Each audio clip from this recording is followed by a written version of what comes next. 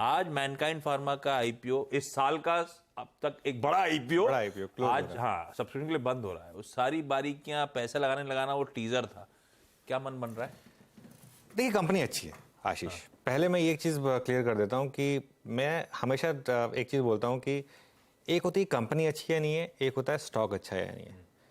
Company अच्छी है, stock IPO के प्राइस पर अच्छा है या नहीं है, मैं एनालिसिस कर रहा था। मैंने आईपीओ के ओपनिंग डे पे एक कमेंट्री दी थी, लेकिन अब मैंने उसको थोड़ा और अच्छे से स्टडी किया है।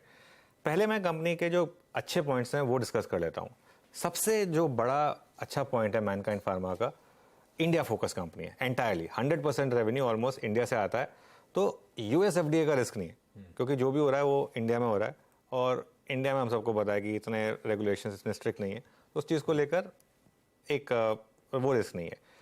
100% सेल्स मैंने कहा कि इंडिया से आते हैं, और काफ़ी प्रोडक्ट्स जो इनके मतलब 90% करीब फार्मा है, 10% प्रोडक्ट्स हैं वो जो हम सब उनके सारे प्रोडक्ट्स जो हैं वो जानते हैं, और काफ़ी पॉपुलर भी है और काफ़ी अच्छा मार्केट शेयर भी उनका, जैसे प्रेगा न्यूज़ वगैरह है उसमें अच्छा मार्केट शेयर है इनका। और एक और जो इनका यूएसपी है कि इनकी जो अफोर्डेबिलिटी और एक्सेसिबिलिटी, इनका नेटवर्क काफ़ी स्ट्रांग है। टियर 2 टियर 3 सिटी में इनका काफ़ी बड़ा पेनिट्रेशन है, और बाकी कंपटीटर्स से 15 से 20% इनकी जो दवाइयाँ हैं वो सस्ती हैं। उस हिसाब से ये एक अच्छे पॉइंट्स हैं। एक और अच्छा पॉइंट इनका डोमेस्टिक सेल्स के हिसाब से 4th लार्जेस्ट कंपनी, और उसमें जो इनकी रेवेन्यू में कैगर रही है, कैगर मतलब कंपाउंडेड एनुअल ग्रोथ रेट जो रही है पिछले 3 या 4 साल की, वो 15% के हिसाब से वो इंडस्ट्री से बेटर है। तो उस हिसाब से ये एक अच्छा पॉइंट है। एबिडा कैगर बहुत शानदार रही है 29% की, और प्रॉफिट कैगर बहुत शानदार रही है 35% के हिसाब से, और जीरो डेट कंपनी है। हर पैमाने पर टिक बॉक्स जो है क्लिक कर दिए। मतलब अगर आप एक तरीके से देखें कि एक कंपनी में क्या क्या होना चाहिए, सारे के सारे पैमाने बहुत अच्छे हैं, लेकिन सब कुछ अच्छा नहीं हो सकता ना, कुछ तो खराब भी होगा। तो अब आ जाते हैं खराब पॉइंट पर। खराब पॉइंट है इसका सिर्फ एक, वैल्यूएशंस। अब मुझे पता है ये अपने आप को कंपेयर करेंगे कि इंडस्ट्री लेवल के हिसाब से कि इंडस्ट्री का पी 40 है तो हम 30 पर आ रहे हैं। इंडस्ट्री के पी को छोड़ दीजिए, उसमें सन फार्मा 71 टाइम्स पर ट्रेड कर रहा है, क्योंकि वो सन फार्मा है, आप उससे कंपेयर नहीं कर सकते अपने आप को, और उसमें भी एक दो कुछ वन ऑफ है, इसकी वजह से 70 टाइम पर ट्रेड कर रहा है। आप आईपीओ नहीं ला सकते इस प्राइस पर।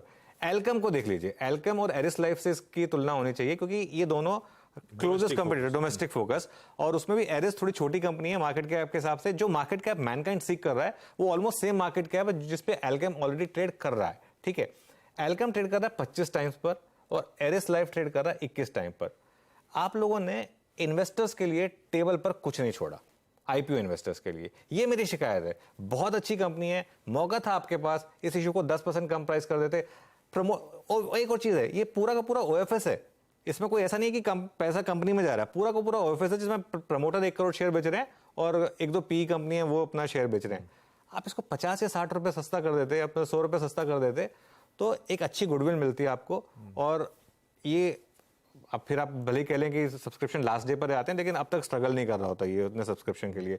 अब तक 10-15 टाइम सब्सक्राइब हो चुका होता। मार्केट का मूड भी अच्छा है। अब मार्केट के मूड पर भी वो नहीं कह सकते, ब्लेम नहीं कर सकते कि मार्केट का मूड खराब था इसके लिए जो सब्सक्रिप्शन है इतना अच्छा नहीं हो। जैसे प्रमोटर बेच रहे हैं और 2 पी कंपनियां जो अपना हिस्सा बेच रही हैं। तो अब आपको क्या करना चाहिए? देखिए, लिस्टिंग गेन्स नहीं मिलेंगे आपको।